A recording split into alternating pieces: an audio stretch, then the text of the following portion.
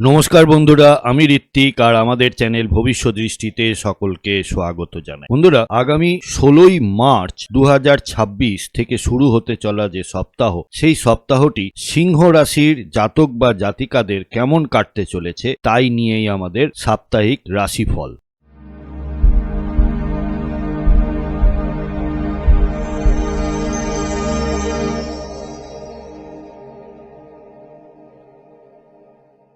বন্ধুরা, আপনারা যারা আমার চ্যানেলটি অলরেডি সাবস্ক্রাইব করেছেন তাদেরকে জানাই আমার অসংখ্য ধন্যবাদ ও কৃতজ্ঞতা। যারা এখনো সাবস্ক্রাইব করেননি তাদের কাছে আমার বিনীত আবেদন, চ্যানেলটি সাবস্ক্রাইব করুন এবং পাশে থাকুন। সামনে থাকা স্ক্রিনে যে চার্টটি আপনারা দেখতে পাচ্ছেন সেটি হলো সিংহ রাশির জাতক জাতিকাদের জন্য 16ই মার্চ গ্রহগত অবস্থান। চলে আসি ফলাফলের দিকে। শুরু করছি কর্মজীবন দিয়ে। যারা চাকরিজীবী, কর্মক্ষেত্রে আপনার আধিপত্য বাড়বে। বৃহস্পতি মার্গী থাকায় আপনার আটকে থাকা প্রমোশন বা বেতন বৃদ্ধির বিষয়ে ইতিবাচক আলোচনা শুরু হতে পারে। নেতৃত্বের আসনে যারা রয়েছেন তারা গুরুত্বপূর্ণ কোনো সিদ্ধান্ত নিয়ে সফল হতে পারে, তবে অহংকার যেন আপনার ব্যবহারে প্রকাশ না পায় সেই দিকটা খেয়াল রাখতে হবে।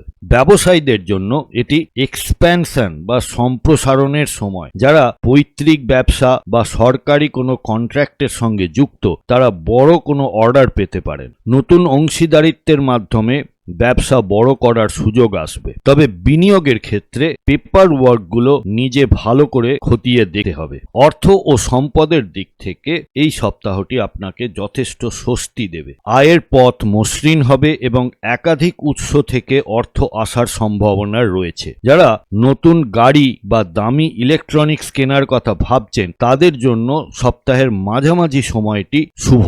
শেয়ার বাজারে একটু বুঝে শুনে বিনিয়োগ করলে ভালো রিটার্ন পেতে পারেন, তবে বিলাসিতার পেছনে অকারণ খরচ আপনার বাজেট নষ্ট করতে পারে, তাই কিছুটা নিয়ন্ত্রণ রাখা প্রয়োজন। সম্পর্ক ও ভালোবাসার দিক থেকে যারা বিবাহিত তাদের দাম্পত্য জীবনে জীবন সঙ্গীর সাথে সুসম্পর্ক বজায় থাকবে। আপনাদের মধ্যে রোমান্টিকতা বাড়বে এবং কোনো বড় পারিবারিক পরিকল্পনা সফল হতে পারে। জীবনসঙ্গীর স্বাস্থ্যের প্রতি একটু খেয়াল রাখুন। যারা অবিবাহিত কিন্তু কোনো রিলেশনশিপে নেই তাদের জীবনে নতুন কারো প্রবেশ ঘটতে পারে। আপনি যদি কাউকে পছন্দ করেন তবে প্রস্তাব দেওয়ার জন্য এই সপ্তাহটি কিন্তু অনুকূল। বন্ধুদের কাছ থেকে কোনো সামাজিক অনুষ্ঠানে আমন্ত্রিত হতে পারে। স্বাস্থ্যের দিক থেকে এই সপ্তাহে জীবনী শক্তি বা এনার্জি লেভেল তুঙ্গে থাকবে, তবে অতিরিক্ত কাজের চাপে পিঠে বা কোমরে ব্যথা হতে পারে। যারা রক্তচাপের সমস্যায় ভুগছেন তারা নিয়মিত চেক আপে থাকুন। প্রতিকার হিসেবে বলি,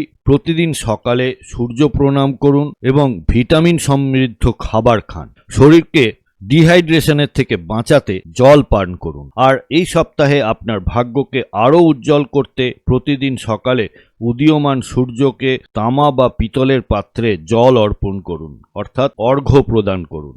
রবিবার লাল রঙের বস্ত্র পরিধান করা আপনাদের জন্য শুভ শক্তি বয়ে নিয়ে আসবে।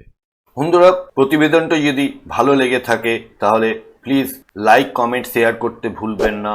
আর চ্যানেলে নতুন হলে প্লিজ সাবস্ক্রাইব করে পাশে থাকা বেল নোটিফিকেশন আইকনটি প্রেস করে দেবেন।